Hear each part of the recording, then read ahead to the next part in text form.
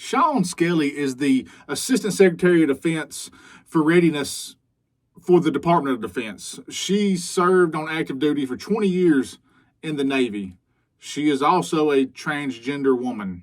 She didn't transition until 2010 after she left active duty, but now she is her true self and she is the DoD's highest ranking openly transgender official. When I say that the GOP is nothing more than a clown show hyped up on culture wars that are nothing more than degradation and condescending contempt for all Americans, nothing encapsulates this notion more than what Lauren Boebert said on the House floor introducing an amendment. Watch this. Mr. Chair, I rise today to offer my amendment that utilizes the Holman Rule to reduce the salary of Sean Kelly, Assistant Secretary of Defense for Readiness. That salary shall be reduced to $1.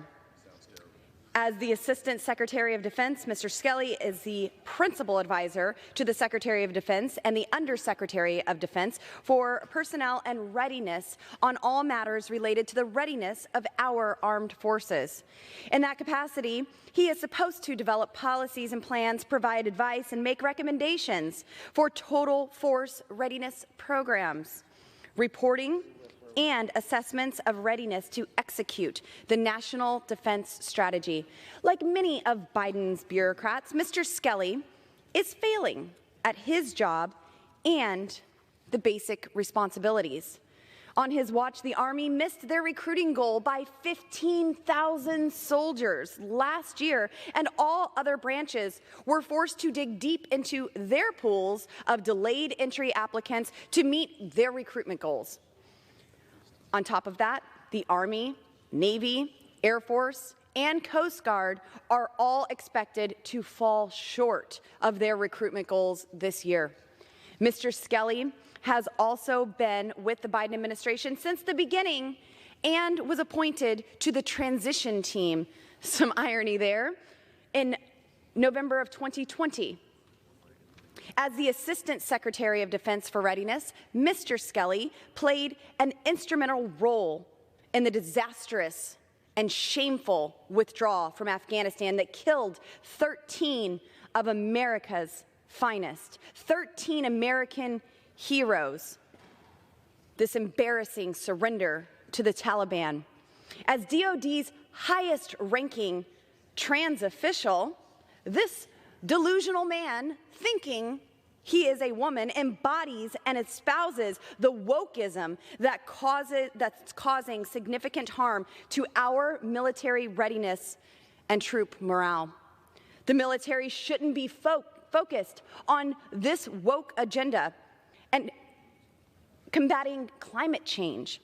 And with Mr. Skelly at the helm of readiness, these misguided policy pursuits will continue to be at the forefront of DoD's priorities.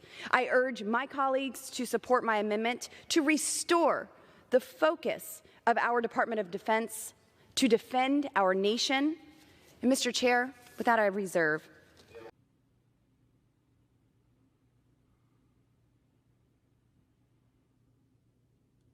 With only a few days left until the government shutdown, Lauren Boebert used her time during a debate over defense funding to introduce an amendment to slash Sean Skelly's salary down to $1. Why? Because she is trans. That's it. That's all. That's all. That's it. Lauren had to go out of her way to enunciate each and every time she misgendered Mrs. Kelly. She had to make sure that her disdain and lack of respect was well known. What's the point? What's the point of this?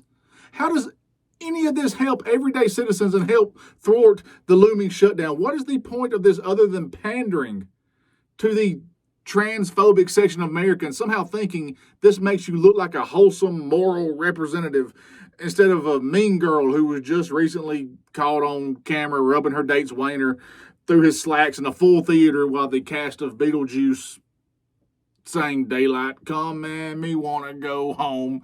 I just want to know if she told her date she wanted to feel his sandworm, or she whispered in her ear, come Mr. Tally Man, tally me banana. But I digress. How is Sean Skelly hurting recruitment? How is Sean Skelly hurting military readiness? Because she's trans? What kind of fucking sense does that make? Tell me, what kind of sense? None of those words word. Nothing MAGA does makes a lick of sense. None of their words word. Does she think that this makes her look smart or respectable or brave? I truly believe that trans men and trans women are some of the bravest people, because if you are confident and brave enough to live your life out in the open as your true self, knowing the hatred and vitriol that will come your way from people who say they love America but hate anyone not exactly like them, then that is a level of bravery I feel that we should all strive for. Like, does Laura Boebert or any other conservative or MAGA really believe that the problem of military readiness and military recruitment is because of the so-called woke agenda? I know that's a rhetorical question, because the sad, pitiful answer is yes. Yes, they do. They cannot fathom that they are the issue. You will never hear one of them say, hi, it's me. Hi, it's me. I'm the problem. It's me. Or whatever Taylor Swift says. I can't remember. That scenario is null and void when you've convinced yourself that you're the hero and the only way to say something you supposedly love is to burn it to the motherfucking ground. They are fully convinced they are Doctor Strange in Infinity War, and they've seen 40 million future scenarios in their head, and the only one where they save America is the one where they give the time stone to Thanos.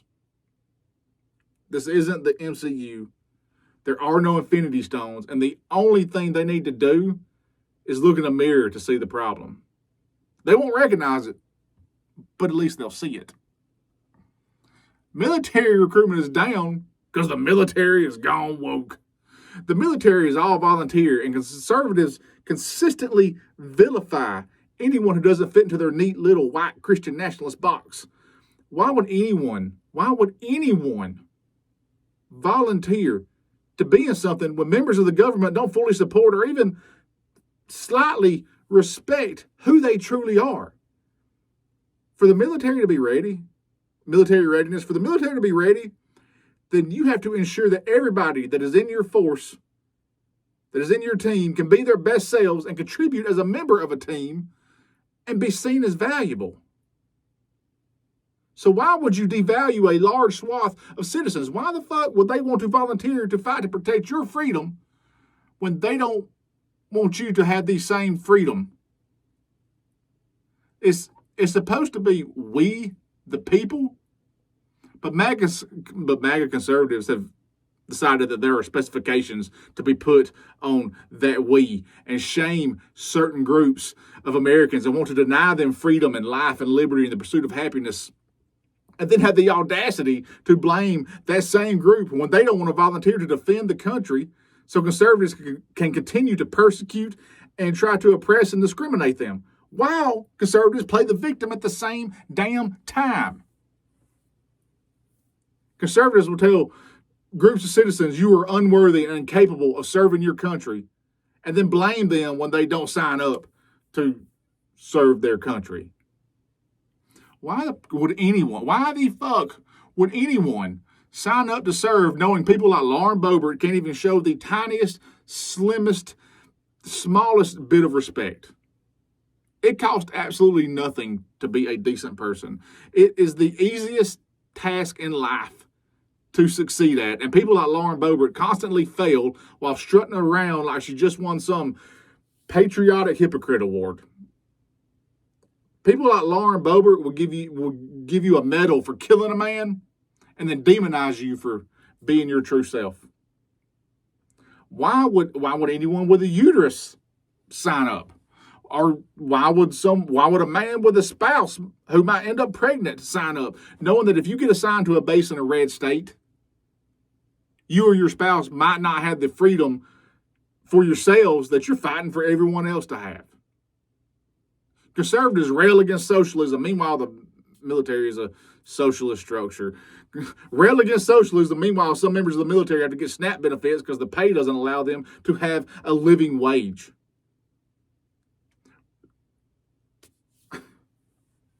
I just don't. Top positions are unfilled because Tommy Tuberville has decided that his so-called pro-life stance is more important than military readiness. Then he blames the lack of military readiness on the woke boogeyman.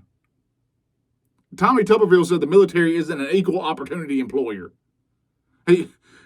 Imagine thinking you're smart and then saying that. Imagine the people who hear him say that and think to themselves, fuck yeah, that's our man.